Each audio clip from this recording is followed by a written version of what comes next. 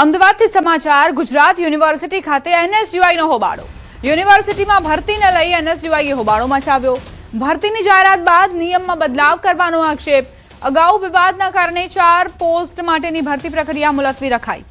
Senior ક્લર્કની post માટે રાતોરાત નિયમોમાં ફેરફારનો આરોપ। સિનિયર ક્લર્ક માટે 40 વર્ષની વય મર્યાદા નક્કી। જૂની તારીખમાં પરિપત્ર કરીને વય મર્યાદા બદલવાનો આરોપ। ચોક્કસ લોકોની ભરતી માટે નિયમ બદલાવ હોવાનો આરોપ। સમગ્ર ભરતી પ્રક્રિયા રદ કરવાની એનએસયુઆઈની માંગ।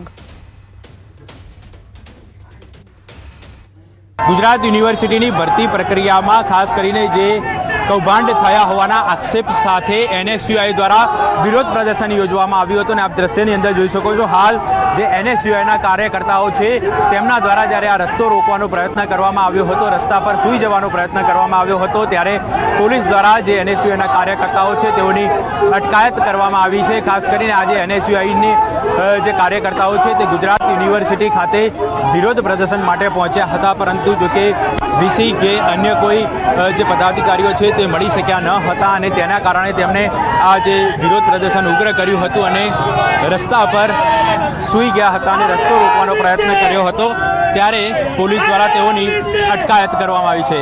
મહત્વની બાબત તો એ છે કે જે કાર્યકર્તાઓ હતા તે જ્યારે અહીં આવવાના હતા, વિરોધ પ્રદર્શન કરવાના હતા, તેની જાણ થતાં જ મોટી સંખ્યામાં પોલીસ કાફલો છે તે તૈનાત કરી દેવામાં આવ્યો હતો। અને બીજી તરફ આપ જોઈ શકો છો હાલ જે અહીં દ્રશ્યની અંદર પોલીસ દ્વારા જે એક પછી એક કાર્યકર્તાઓ છે તેઓની અટકાયત કરવામાં આવી રહી છે। વીસી મળ્યા ન હતા તેઓને જ્યારે તેઓ મુલાકાત માટે ગયા હતા, એટલે તેમના દ્વારા આ વસ્તુ રોકવાનો પ્રયત્ન કરવામાં આવ્યો હતો અને તેમની માંગ છે કે જે ભરતી પ્રક્રિયા છે તે સંપૂર્ણપણે રદ થવી જોઈએ અને નવેસરથી આ ભરતી પ્રક્રિયા છે તે થવી જોઈએ। કેમેરામેન પ્રકાશ દેસાઈ સાથે ઋત્વિક સોની, ન્યૂઝ 18 ગુજરાતી, અમદાવાદ।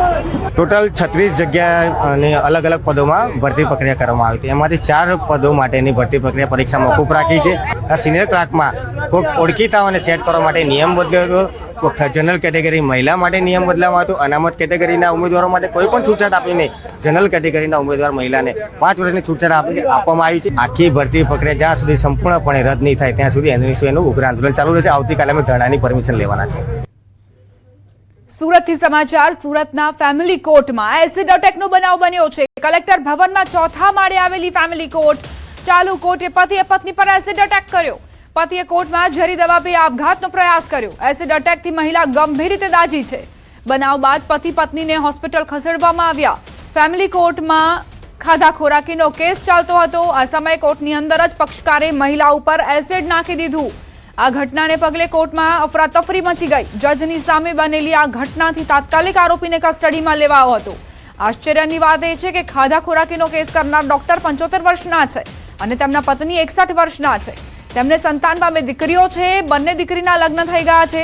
આ વ્યક્તિએ 5-6 વર્ષ પહેલા પણ કોર્ટમાં જ તેમની આ પત્ની ઉપર ચપ્પુથી હુમલો કરવાનો પ્રયાસ કર્યો હતો અને હત્યાના પ્રયાસનો ગુનો તેમની સામે ઉમરા પોલીસ સ્ટેશનમાં જે તે સમયે નોંધાયો હતો।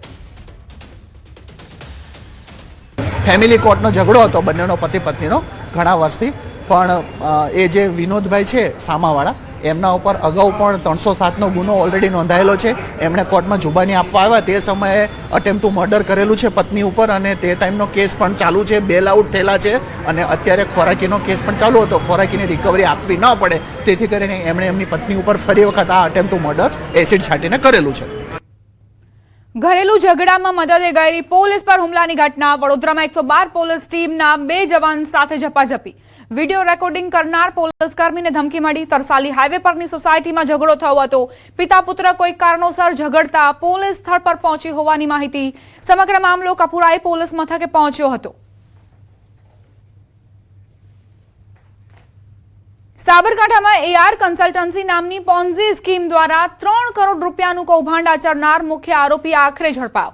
હિંમતનગર સ્થિત એઆર કન્સલ્ટન્સી દ્વારા રોકાણકારોને 3 થી 10% વળતર આપવાની લોભામણી જાહેરાતો કરી કરોડો રૂપિયાના રોકાણ કરાવ્યા હતા, પરંતુ વળતર ચૂકવવામાં નિષ્ફળ રહ્યા। તેથી ઘણા રોકાણકારોએ Himmatnagar A division police station ખાતે ફરિયાદ નોંધાવી, જેના પર અલગ અલગ ટીમો દ્વારા ત્વરિત તપાસ શરૂ થઈ।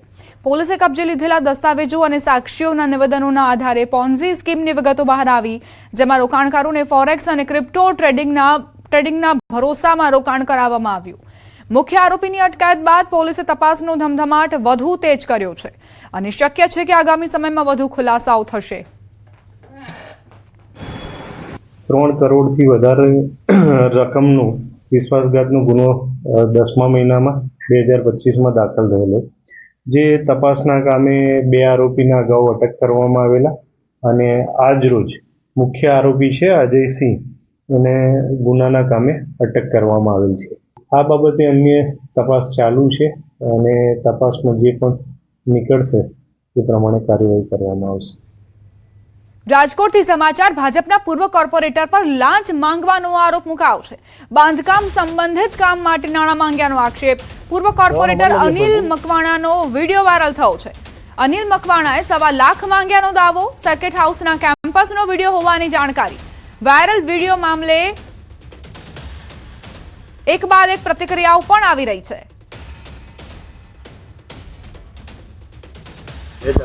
કહેવાનો મતલબ એ પૂરું કરી દો ને યાર, કામ પતે યાર. આપણે શું કહી મેં તને આવું કહી દીધું અને હું તમને ખરેખર ક્યાંક કામ આવીશ એવું નથી, તમે સમજો યાર. એવું નહીં, મારી વાત સાંભળ. મારે હમણાં મોટો કાર્યક્રમ કરવાનો છે. અરે તમારા કાર્યક્રમ કરો, વાત સાચી છે, પણ તમે મારા જો હમણાં સમૂહ લગ્ન છે આવતા મહિને, મારા ટ્રસ્ટ વિભાગ હલાવું છું ને એના એને લેતા હેઠળ, એટલે મારા અત્યારે આ બધું થોડા દોડી છે મારા યાર હવે કેટલા હવે કામ કર્યો તમે દો વધારે 60,000 રૂપિયા. હવે તમે પૂરું કરી દો, હવે કઈ બોલો માં તમે. હવે અનિલભાઈ હવે ના ભાઈ તું રવા દો, તારો સમય પગાર હવે ખરેખર હવે ભાઈ એક છેલ્લે હવા AI જનરેટેડ વિડીયો છે, એની હું કોઈ પુષ્ટિ કરતો નથી, મારી વાત સાંભળી લ્યો. અને આ એક મને બદનામ કરવાનું કાવતરું છે મારા હરીફોનું, રાજકીય હરીફોનું, બરોબર છે. અને જે વિડીયો વાયરલ થયો છે, બરોબર છે, એના વિશે સાયબર ક્રાઇમમાં અરજી કરવાનો છો આ બાબતે. હવે એ ત્યાં પછી એના 100 પગલાં લેવા એ સાયબર ક્રાઇમ નક્કી કરશે. ત્યારે અમે અનિલભાઈ મકવાણાને ફરિયાદ કરનારને અમે ફોન કરી અને પૂછવું છું કે ભાઈ ખરેખર અમારા બાંધકામમાં શું તકલીફ છે તમને. ત્યારે એ ભાઈ દ્વારા કહેવામાં આવે છે કે તમારે રૂબરૂમાં મને સર્કિટ હાઉસ ખાતે મળો. ત્યારે હું સર્કિટ હાઉસ ખાતે એ ભાઈને મળવા જાઉં છું, તો એ ભાઈને દ્વારા કહેવામાં આવે છે કે ભાઈ ખરેખર તમારું બાંધકામ આટલું ઊંચું છે, આ છે. પછી મેં એમને કીધું કે ભાઈ ખરેખર અમને તકલીફ પડે છે, અમારા મજૂરો રોજ ઉઠીને બેસે છે, હાજરીઓ ચડે છે, તમે જે હોય તમે તમારી ફરિયાદ પાછી ખેંચી લો. ત્યારે એમને ફરિયાદ પાછી ખેંચવાની વાત એટલે 3 લાખ રૂપિયાની માંગણી કરે છે, પરંતુ પૈસાની રકમ બહુ મોટી હોય, એની માંગણી મોટી હોય એટલે અમે એને આપતા નથી. પૂર્વ કોર્પોરેટરનો વિડીયો ગઈકાલે રાતથી વાયરલ થયેલો છે. મારા ધ્યાનમાં મોડી રાત્રે એ વિડીયો આવ્યો. સવારે મેં વિડીયો ફરીથી જોઈ અને એ પૂર્વ કોર્પોરેટરને મેં ફોન કરવાનો પણ પ્રયત્ન કર્યો.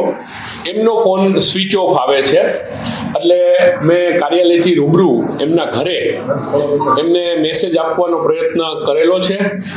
આ બાબતનું એમને ખુલાસો હું પૂછવાનો છું અને આ ગંભીર બાબત જો લાગશે તો પાર્ટી એના ધારાધોરણ મુજબ જે કાંઈ પગલાં લેવા પડશે એ પણ પાર્ટી આ બાબતમાં પગલાં લેશે. ઉનાળાની શરૂઆત થતાં જ પાણીની પારાયણ સર્જાઈ છે. ગીર સોમનાથના સૂત્રાપાડાના ધામણેજ ગામે પીવાના પાણીને લઈને લોકોએ સૂત્રાપાડા કોડીના રોડ પર ચક્કાજામ કર્યો. છેલ્લા 1.5 મહિનાથી પીવાનું પાણી ન મળતા લોકોમાં ભારે રોષ જોવા મળ્યો. ગ્રામજનોએ સાંસદ, કલેક્ટર અને પાણી પુરવઠા વિભાગને અનેકવાર રજૂઆત કરી, છતાં નિરાકરણ ન આવતા લોકો રોષે ભરાયા. આ ચક્કાજામમાં સ્કૂલના વિદ્યાર્થીઓ પણ જોડાયા હતા. ગ્રામજનોનું કહેવું છે કે જ્યાં સુધી ગામમાં પૂરતું પાણી નહીં મળે ત્યાં સુધી રસ્તો ચક્કાજામ રહેશે. મારા શિક્ષકો ગમે ત્યાંથી પાણીની વ્યવસ્થા કરે છે. મહિના દિવસ સુધી અમારી શાળાઓમાં પાણી આવતું નથી. અમે ગામેથી પાણી ભરી અને પાણી પીએ છીએ. જો અમારી શાળામાં પાણી ન આવે તો અમે ભરવા નહીં આવશું. આ તરફ સરપંચ પ્રતિનિધિનું કહેવું છે કે તંત્રને અલ્ટિમેટમ આપ્યા બાદ પણ માત્ર 2-4 કલાક પાણી આવ્યું. જો કે ગામ લોકોનું કહેવું છે કે જ્યાં સુધી પૂરતું પાણી નહીં મળે ત્યાં સુધી રસ્તો જામ રહેશે. પાણીની તકલીફ છે. છોકરા ભણે છે, ખારું પાણી ભરીને આવે, ખારું પી તો થાય. ગામડેમાં 1.5 મહિનાથી પાણી ન જાય તો પાણી છોકરા પી પાણી નહીં આવે તો આ રસ્તો બંધ જ રહે. અહીં દિને રાત્રે હું બાકી રસ્તો નહીં ખુલીએ. 5 લાખ લીટર પાણી પડેલું હતું, પણ એજન્સીવાળા જે એના વ્યક્તિઓ છે લાઈન ઉપર પૂરેપૂરી ધ્યાન નથી આપતા. આજે અમારે રાતના 12 વાગે ચાલુ છે તો સવારના 5 વાગ્યા સુધીમાં પાછું પાણી બંધ થઈ ગયેલું છે. કેમ કે એ જે અમારે આવતા 20 દિવસે અમારા ગામનો કદાચ લેવલ આવે તો, કારણ કે અમારા 37 તો અમારા ગામના હેરિયા છે. બનાસકાંઠાની પાલનપુર નગરપાલિકાની છેલ્લી સામાન્ય સભામાં ભારે હોબાળો થયો. સત્તા પક્ષે બહુમતીના જોરે વિવિધ વિકાસ કામોને મંજૂરી આપી. વિપક્ષે વિકાસ કામોમાં ભ્રષ્ટાચારના ગંભીર આક્ષેપ મૂક્યા. વિરોધ સ્વરૂપે વિપક્ષના સભ્યોએ સભામાં નકલી નોટો ઉછાળી. સામાન્ય સભામાં આક્ષેપ પ્રતિ આક્ષેપનો દોર જોવા મળ્યો. નગરપાલિકાના પ્રમુખે વિપક્ષ પર પ્રહાર કર્યા. ડુપ્લિકેટ માણસોએ ડુપ્લિકેટ નોટો ઉછાળી. વિપક્ષનું કામ માત્ર આક્ષેપ કરવાનું હોવાના પણ આરોપો મુકાયા છે. અમારા સોશિયલ મીડિયાના અને આપણા માધ્યમથી પણ જે રસ્તાઓ જાહેર રસ્તાઓ હતા ત્યાં આગળ રોડ ગુણવત્તાયુક્ત થયા જ નથી, રોડ તૂટી ગયા છે. એના માટેની આજે અમારી રજૂઆત હતી, પણ જેવી રજૂઆત કરવા માટે ઊભા થયા, અમારે શાંતિથી બોર્ડ ચલાવતું કેટલા મહત્વના મુદ્દા હતા, પણ એમને ક્યાંક ને ક્યાંક એવો ડર હતો અમારી પોલ ખુલી જાય, અમારો ભ્રષ્ટાચાર છતો થાય. એમનું તો કામ જ છે કે આક્ષેપ કરવાનું. હમણે પણ એમને વાત કરી કે આ રોડના અંદર, પણ રોડના અંદર ક્યારેય જઈને જોયું નથી કે આમાં ભ્રષ્ટાચાર થાય છે કે શું. એમને જોઈને તપાસવું જોઈએ અને પછી વાત કરવી જોઈએ. ખાલી ને ખાલી જનરલ બોર્ડ હોય ને એના અંદર એમને બૂમો પાડવી અને વાદો કરવો અને મીડિયામાં આવવું, આ એમનું કામ છે. બાકી કોઈ આ પ્રકારનું છે નહીં.